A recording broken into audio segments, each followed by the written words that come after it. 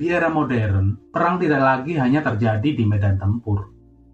Ia bergerak diam-diam, di ruangan rapat, di balik layar, dan di dunia maya. Tapi ada satu orang yang melampaui semua sistem keamanan, semua pagar hukum, semua batas negara. Dia tidak ada nama, tidak ada wajah yang pasti. Dunia hanya mengenalnya dengan julukan. Film ini diawali dengan seorang pria yang sedang menghafalkan logat dan suara orang lain untuk suatu misi.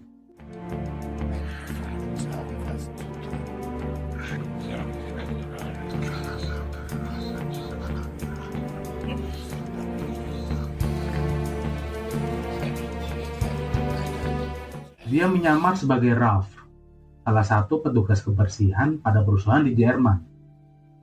Ia memasuki gedung tempat targetnya berada, dan ia menaiki lift ke lantai 13. Oh, Junge, die gibt mir jetzt aber auch nicht, oder? Alles okay?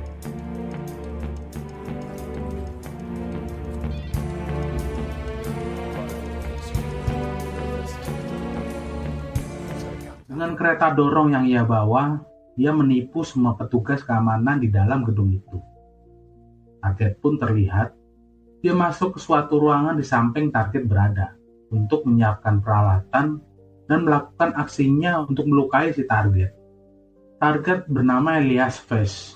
Dia adalah putra dari Manfred Vess. Manfred Vess adalah seorang politikus, pengusaha sayap kanan, dan kandidat kanselir Jerman.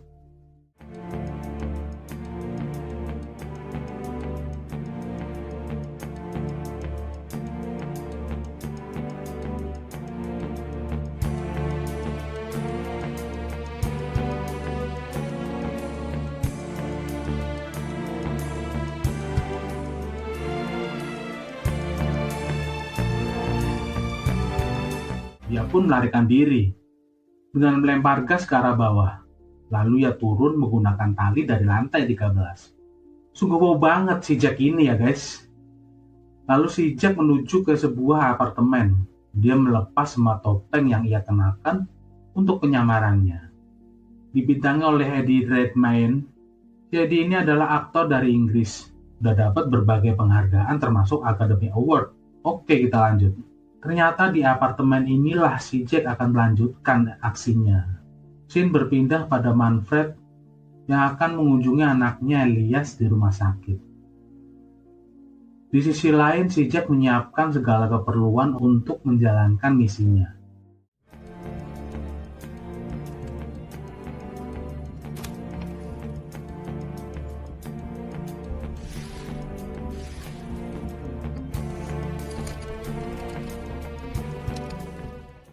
Manfred masih dalam perjalanan ke rumah sakit. Dia bersama sekretarisnya dan satu pengawalnya. Manfred sempat memberi tanggapan untuk media Inggris soal Ole Dag Charles, seorang bilioner yang akan merilis sebuah teknologi baru, Reaver namanya. Sementara itu si Jack dengan posisi siap menembak, mengawasi situasi sekitar rumah sakit tempat Elias dirawat. Sesekali ia menembak tembok untuk mengukur keakuratan arah tembakannya.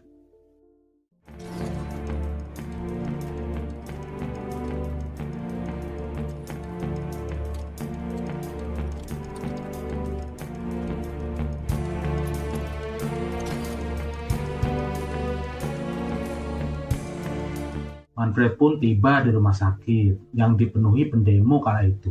Ketika ia keluar dari mobil dan berjalan memasuki rumah sakit, suara letusan senapan Jack pun terdengar.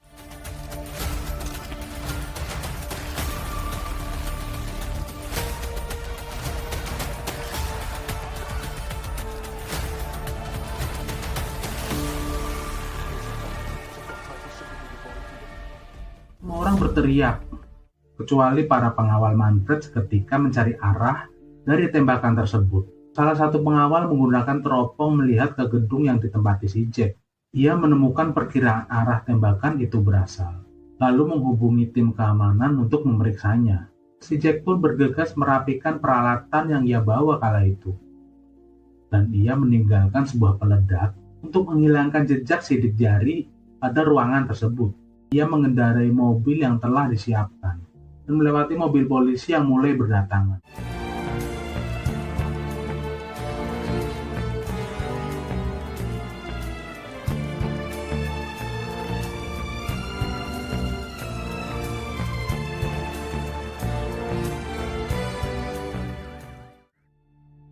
Scene berpindah ke markas M16 di Inggris. Kita diperkenalkan pada seorang agen M16 muda yang gigih, ahli senjata api. Dia bernama Bianca Pullman. Dia ditugaskan untuk memburu si Jack nih guys. Terlihat rekan Bianca sedang menunjukkan kejadian di Jerman yang dilakukan oleh si Jack. Kita tinggalkan Bianca dulu dan kembali pada si Jack. Dia sedang di rumah Tuan Kressner, kolektor bidak catur. Sepertinya si Jack telah membeli salah satu koleksinya. Kita kembali pada Bianca yang pulang ke rumahnya. Dia berbincang sambil menonton TV dengan suaminya dan mencari berita tentang Manfred yang tewas saat mengunjungi anaknya di rumah sakit. Lalu kita kembali lagi pada si Jack yang sedang melewati perbatasan Jerman menuju Prancis. Mobilnya diperiksa petugas perbatasan dengan tenang. Ia membuka bagasi menunjukkan isinya dan mengambil koper di set depan yang berisi bidak dan papan catur yang ia beli dari Tuan Kressner. Akhirnya kita tahu kenapa si Jack yang berprofesi sebagai sniper bayaran membeli salah satu koleksi catur Tuan Kressner. Ist gut. Hold mit, please.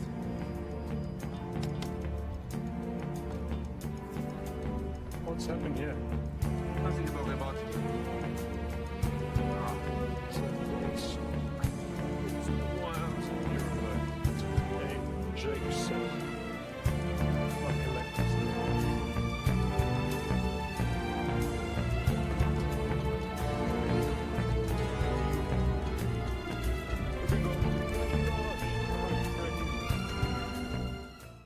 Suatu pagi yang mendung di kota London, tampak banyak gedung pencakar langit yang masih tertutup kabut. Bianca berjalan kaki menuju kantornya M16. Sesampainya di meja kerja, dia langsung mencari informasi tentang tewasnya Manfred Vess. Ia tidak percaya saat tahu jarak tembak si pelaku. Should be on your screen now. Single shot to the head, a lot of splatter. 3,815 meters. But that's not possible. Pada saat bersamaan, petinggi M16 melakukan rapat khusus dengan intelijen Jerman. Mereka membahas kejadian yang menimpa Manfred. Saat itu juga Bianca menemui atasannya, Osita namanya, untuk meminta menghadiri rapat tersebut. Pada awalnya Bianca ditolak oleh Osita. Tapi dengan pengetahuan Bianca tentang sniper, akhirnya ia diizinkan mengikuti rapat tersebut. Di tengah rapat, Bianca menanyakan kebenaran jarak pelaku dengan Manfred. Ia ragu dengan semua informasi itu. Lalu pihak intelijen Jerman membenarkan informasi tersebut dan memperlihatkan CCTV yang menangkap pelaku saat akan memasuki mobil dengan membawa senjata yang disimpan di dalam koper. Namun Bianca tahu betul ukuran laras terpendek senapan runduk yang ada di dunia kala itu. Ia berpendapat tidak akan cukup jika dimasukkan ke dalam koper. Lalu Bianca berteori bahwa senapan yang digunakan telah dimodifikasi hingga dapat disimpan di dalam koper. Dan pada akhirnya Bianca menemukan satu nama, yaitu Norman Stoke. Dia orang Irlandia yang telah bertahun-tahun memodifikasi senjata. Dan dia buronan sejak kasus Stockholm tahun 2018. Intelijen Jerman merasa penjelasan Bianca membawa kemajuan pada kasus itu. Dan Bianca merasa sukses telah hadir di rapat tersebut. Di sisi lain, si Jack memarkirkan mobilnya di bandara kota Paris dan menggunakan taksi menuju stasiun kereta Gare du Nord.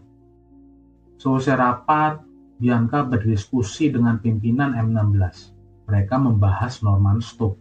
Bianca menceritakan bahwa Norman setelah membuat senjata dan memodifikasinya sejak tahun 80-an di Belfast Timur, Irlandia.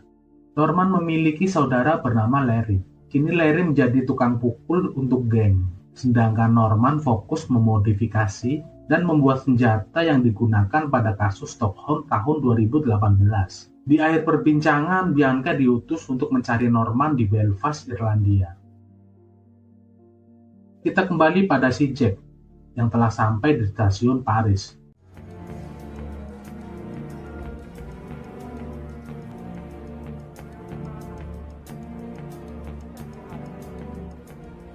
Sesampainya di kota Lyon, ia berhenti di sebuah warnet untuk menagih bayaran pada klien yang telah menyewanya pada misi Jerman kemarin. Misi Manfred ya guys. Scene beralih pada Bianca yang telah tiba di Belfast, Irlandia. Ia menelpon suaminya mengabarkan bahwa ia tidak dapat hadir pada malam orang tua yang telah ia janjikan pada anaknya. Di waktu yang sama, Jack mendapat pesan dari orang yang akan menjadi klien selanjutnya. Ia menawarkan upah yang sangat besar pada si Jack, yaitu 10 juta dolar, dan akan ada bonus jika misinya selesai. Mereka sepakat akan bertemu dengan tempat dan waktu yang akan ditentukan oleh si Jack. Kembali pada Bianca yang sedang menemui asetnya bernama Alison. Yang ternyata Alison itu adalah istri dari Larry, adik Norman. Terlihat dari perbincangan, sepertinya hubungan mereka tidak begitu baik. Namun semua berjalan sesuai keinginan Bianca. Alison pun membantunya untuk menemukan keberadaan Norman. Kembali si Jack yang tampak gelisah. Ia masih menunggu pembayaran untuk pertemuan dengan klien barunya. Setelah pembayaran dilakukan, Jack pun segera meninggalkan tempat itu dan memasuki kereta. Di sisi Bianca, ia pun kembali ke rumah. Ia berusaha menghubungi Alison untuk memberikan nomor. Tiba-tiba anaknya yang kecewa karena Bianca tidak datang ke acara malam orang tua di sekolahnya pun muncul dari belakang. Bianca mencoba meminta maaf, namun diabaikan olehnya. Keesokan harinya, si Jack sudah berada di Swedia. Ia menemui seseorang klien di tepi danau Maleran. Seorang klien wanita. Mereka membicarakan target misi yang ternyata Ulle dan Charles yang sempat dibicarakan oleh Manfred, target pertamanya di Jerman. Namun si Jack meminta upahnya dinaikkan 10 kali lipat, karena si Jack tahu targetnya adalah orang yang sangat kaya raya dan berpengaruh. Namun kliennya tidak langsung menyetujuinya. Who's the target? Will I attack Charles? It'll cost. Multiply that by 10 and then perhaps we can have a conversation. Well, I'd have to consult my colleagues about that. Scene kembali pada Bianca yang masih mencoba menghubungi Alison. Namun ia sama sekali tidak merespon sejak malam. Tidak habis akal, Bianca mencari informasi tentang Emma anak Alison. Bianca pun memasuki ruang rapat untuk membahas kasus Manfred. Manfred was always the real target. Well, plan is. Bianca pun menjelaskan di rapat tersebut tentang Alison yang tidak kooperatif dan harus melibatkan anaknya agar Alison mau membantu. Scene pun berada pada situasi demo yang ternyata Emma ada di dalamnya. Dengan bantuan anggota kepolisian pun Emma ditangkap dan diinterogasi dengan tuduhan palsu.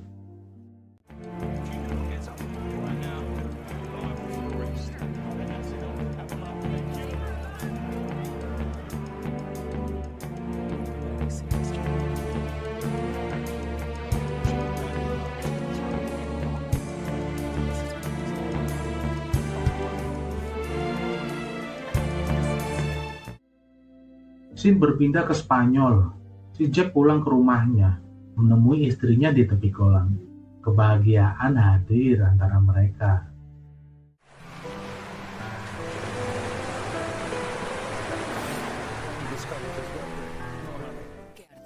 Setelah itu si Jack memasuki ruangan kerja dan membuka laptop untuk menghubungi klien Jermannya. Klien Jerman yang belum melakukan pembayaran untuk misi Manfred. Sangat tidak diduga, si Jack dikhianati oleh kliennya.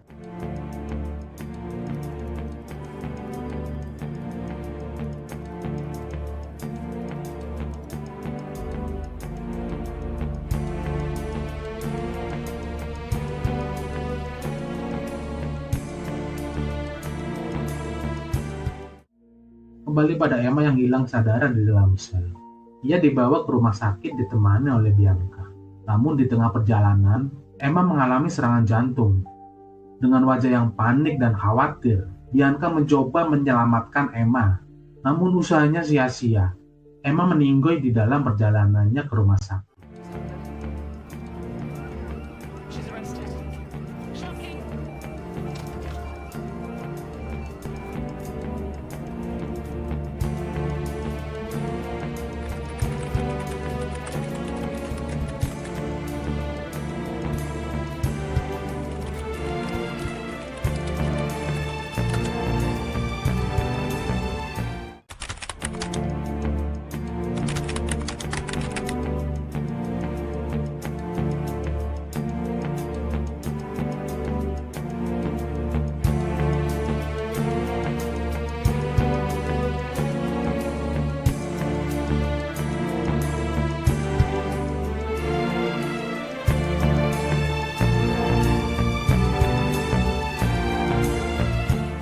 Di episode kedua ini, kita awali dengan Bianca yang sedang memasak sarapan. Tiba-tiba, dia ditelepon oleh Allison.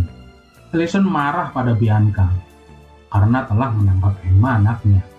Kemudian Bianca mengingatkan tawaran pertamanya tentang informasi Norman.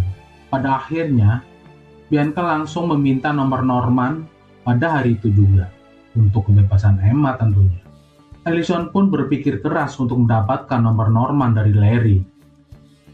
Kembali pada si Jack di rumahnya, dia tampak senang di rumah, melihat istri dan anaknya sedang bermain di kamar. Di sisi lain, Bianca dan petinggi M16 sedang membicarakan kematian Emma. Di tengah perbincangan mereka, Tuan Carver masuk dalam ruangan. Ternyata dia ditugaskan untuk menyelesaikan persoalan tentang Emma. Terjadi perbedaan pendapat antara Osita dengan Bianca. Osita berpendapat kasus Manfred lebih baik ditutup dan membiarkan Departemen Eropa Tengah menanganinya. Namun pimpinan M16 Isabella Kirby tidak menyetujuinya karena ia telah berjanji pada intelijen Jerman untuk membantu kasusnya hingga selesai. Selesai rapat, Bianca menelpon Allison, membohonginya tentang usahanya yang telah berhasil berbicara dengan bos untuk membebaskan Emma, dengan imbalan nomor Norman tentunya. Kita bergeser ke si Jack yang sedang berada di ruangan kerja di rumahnya. Ia mencari informasi tentang Ule Dak Charles yang akan menjadi misi berikutnya. Namun ia mengingat klien yang belum membayarnya di misi Jerman, tragedi yang menimpa Manfred ya guys. Lalu ia memasukkan flash disk untuk mencari tahu tentang siapa kliennya itu. Namun tiba-tiba Nuria istrinya datang. Dia mengkhawatirkan suaminya yang terlihat berbeda akhir-akhir ini. Dan Jack menjelaskan sedikit tentang persoalannya yang menimpa pekerjaannya. Di sela-sela pembicaraan mereka, Nuria berjalan menghampiri suaminya dan melakukan ahai-ahai yang tidak bisa ditayangkan di sini. Dari Spanyol kita menyeberangi Samudra Atlantik Utara menuju New York untuk bertemu Timothy Winthrop, seorang pengusaha kaya raya yang merasa terancam oleh peluncuran perangkat lunak transparansi tentang keuangan karya Ule Dak Charles. Ternyata, dialah yang akan menjadi klien kedua si Jack di series ini. Di ruangan rapat, Timothy membicarakan tentang budget untuk rencananya menyingkirkan Ule Dak Charles. Ia menginginkan rencana itu segera dijalankan, karena peluncuran perangkat lunak itu semakin dekat. Kita kembali lagi ke Spanyol, di keluarga si Jack yang sedang merayakan ulang tahun anaknya Carlitos. Semua keluarga tampak bahagia. Si Jack menghadiahi anaknya dengan sebuah pesawat kayu dari Amerika.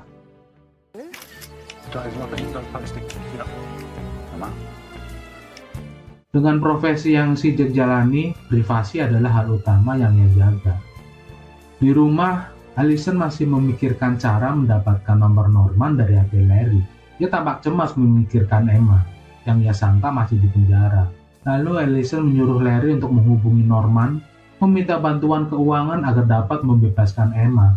Tapi sepertinya itu hanya siasat Allison, agar ia mendapatkan nomor Norman.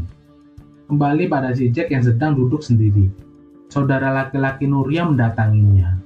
Setelah sedikit basa-basi, lalu ia menawarkan kerjasama bisnis dengan temannya yang memiliki bar di kota itu. Belum sampai selesai mereka berbicara, tiba-tiba Jack mendapatkan pesan dari bank tempat rekan pertama Jack akan membayar upahnya. Ia segera masuk ke ruangan kerja dan mengakses akun banknya. Pada akhirnya, ia mendapatkan alamat pengirimnya. Lalu ia pergi ke Jerman meninggalkan seluruh keluarganya yang sedang merayakan ulang tahun Carlito. Nuria pun mengantarnya meski awalnya ditolak oleh si Jack. Kembali pada Bianca, yang sedang melihat CCTV gedung tempat Elias diserang. Ia mendapat info bahwa si penyerang memiliki suara dan logat persis seperti Ralph. Dari situ, Bianca mendapatkan siluet logo pada tas yang digunakan si penyerang. Jack dan Nuria tiba di bandara. Namun, bandara bukanlah tempat tujuan si Jack untuk pergi. Ia pun menggunakan taksi menuju Andaluca, tempat di mana ia menyimpan beberapa uang dan paspor yang akan ia gunakan untuk menyamar. Namun dalam perjalanan, Nuria melihatnya menggunakan taksi. Nuria mencoba menelpon suaminya itu, namun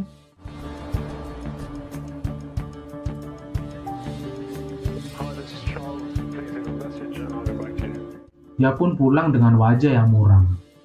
Dan disusul ibunya, tentu saja. Sang ibu pasti mengenali wajah anaknya. ¿Qué dice? Te dije que era demasiado niña. Di sisi lain, Bianca sedang meneruskan investigasinya. Ia mencari merek tas yang berlogo gunung yang digunakan si Jack saat menyerang Elias. Kemudian Bianca masuk ke ruangan Isabella Kirby. Ia mendapatkan petunjuk baru yang mengerucut pada kewarganegaraan tersangka penembakan Manfred. Ia juga menyebutkan jenis peluru yang digunakan dan tas ransel berlogo gunung yang diproduksi oleh orang Inggris. Sepertinya Bianca membuat banyak kemajuan pada kasus ini. Lalu Bianca ditekan agar lebih cepat mendapatkan nomor Norman. Sedangkan di Jerman, Jakal sedang mengendarai mobilnya menuju tempat klien pertamanya. Namun ditelepon oleh tangan kanan Timothy yang bernama Zina. Ia membahas tentang kelanjutan untuk misi menyingkirkan Ule dan Charles. Zina ingin bertemu karena kesepakatan yang mereka buat menggunakan dana yang begitu besar, yaitu 100 juta dolar. Jakal pun menyetujuinya dan mengatur pertemuan mereka. Setelah kita ke Inggris untuk kembali pada keluarga Bianca yang sedang kedatangan tamu. Lalu beralih ke Allison yang masih mengejar nomor Norman. Ia berada di suatu bar bersama Larry.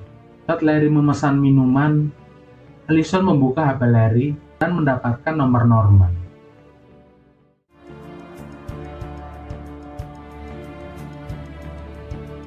Ketika sedang makan malam bersama saudara-saudaranya, Bianca mendapatkan pesan dari Allison yang berisi nomor Norman.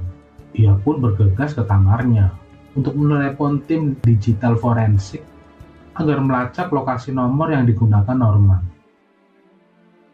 Ia pun dengan sangat menyesal meninggalkan makan malamnya bersama keluarganya.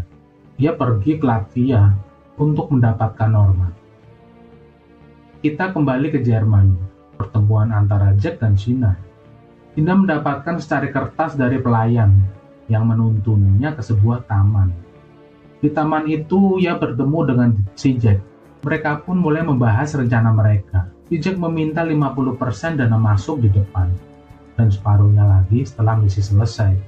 Namun Zina hanya menyetujui 20% di awal dan dibayar hari itu juga dan misi harus selesai sebelum tanggal 28. Yang mana di tanggal itu Ule akan launching produk barunya. Akhirnya mereka pun sepakat. Si Jack pun menuju bank untuk mencari informasi tentang kliennya yang pertama. Ia mendapatkan sebuah nama perusahaan bernama Helelini yang digunakan untuk mengirim pembayarannya di misi pertamanya itu. Lalu ia mencari segala informasi yang dibutuhkan di internet. Jakal pun menemukan bahwa Elias yang merencanakan pembunuhan ayahnya sendiri. Kembali pada Bianca yang menyergap tempat persembunyian Norman. Ia bersama beberapa pasukan membawa senjata laras panjang dan mencoba masuk ke sebuah rumah di mana Norman berada.